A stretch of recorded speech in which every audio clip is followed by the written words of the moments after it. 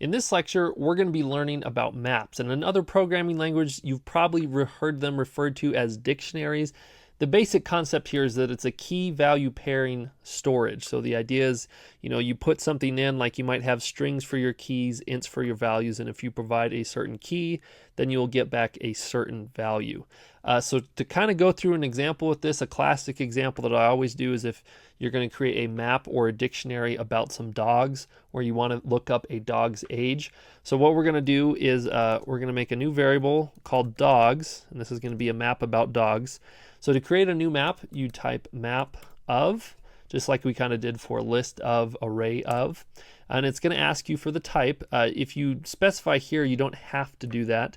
But basically, like I said, with dogs, if I was going to give names for the keys and age for the value, I would do something like Fido for my key space 2, and then I would give some sort of value here which I want to be in it, because I want to say Fido is 8 years old, and this is one of the entries inside of the map. So if I do another one, maybe I have another dog named Sarah 2, and let's say Sarah is 17 years old. Boom, we have another entry in there. Let's do one more. So let's have a dog named Sean 2, 6, and all of a sudden with this map, now we have 3 entries in there. And if we ever want to get something out of this map, we can just say dogs, do the square bracket, and then you have to provide a key. That's important here, right? Like we've got to do one of these strings. And so if I do capital Fido, that should give me the age of 8. So let's go ahead and do a print line, make sure that this is everything we thought it was. Okay, we'll go ahead and run this. And look at that, we get the number 8 printed out.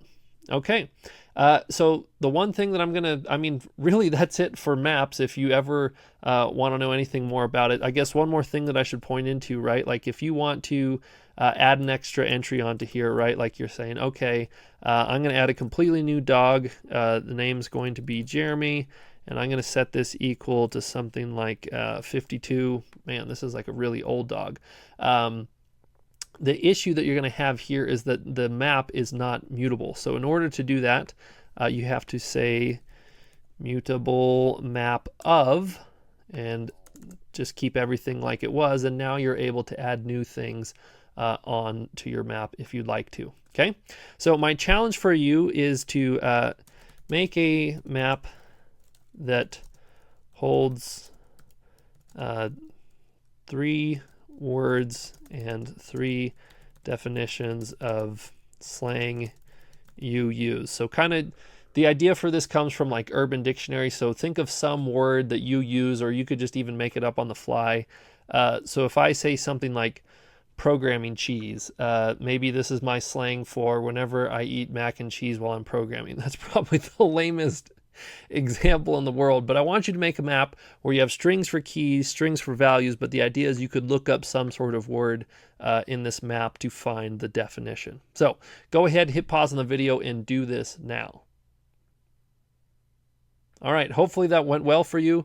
If you have any especially funny or odd definitions and words, I would love to hear them. Let me go ahead and make the best that I can here. So I'm going to say something like, I'm going to do vol this time instead of var. I'm going to say Nick's slang is equal to a new map of, and this time just for kicks I'm going to provide the type. So I'm going to say string comma string, just because I can. Go ahead and put the I in there. And you got to spell this stuff correctly or it's not going to work. So the first word, let's go with what I had before. So programming cheese. I'm going to say this is to coding and eating mac and cheese. Again, that's like the dumbest definition in the world. Let's go ahead and think of another sort of random word. Grub. That's one that I use sometimes that people don't know the definition of, although I feel like that's pretty standard. That's, food. Like I'm going to go grub. I'm going to go get something to eat. I'm going to go, I guess maybe I'll clarify here. It's to eat food if you're going to grub. And then the last one of my slang dictionary, geez, I don't have very many good words in my life. I guess one cool thing is Rick is my summer name instead of Nick. So summer name of Nick. Every month from May 1st to September 1st, I go by Rick instead of Nick.